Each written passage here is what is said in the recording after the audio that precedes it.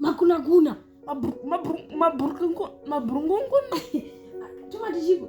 Vana mbotaura magurunumundu makuna. Oh, maburungunu mana. I'm not going to understand it like that. You're right. Chicho maburungundu ya. Nechi English iti maji. Tinomati ma bed vessels. Ma bed vessels. Ndizvo. Oh. Yeah, that's bad. Ako chirungu nechedu isitotara chirungu zvese. Sha. Kudze. Pasare pepe ndakati mema chindivunza ati what is natural science? Ndakapinda kuti science is the growing of animals. Iwe wakambonzwa kuti chimborume nechirungu inonzi chii? It's a stickman. It's stickman. Iwe chirungu nechedu ichechi. Chirungu tisika varungu. Vanhu vasukwa. Vanotsuka vanoziva. Varungu.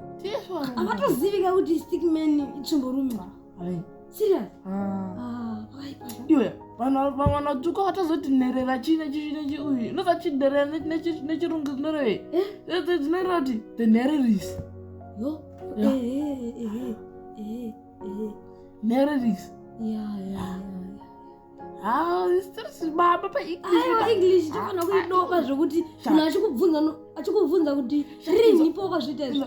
Last Sunday about 1. Ndakaona mwana achitambisa tepu achidemura tepu mutolela akadedza naprincipal saka ndichitaura kuti ndiani wamona kupi. Ati principal how are you not? I'm there by Krafontein. Chakanzi okay. Where do you stay? Where do you stay? I'm fine.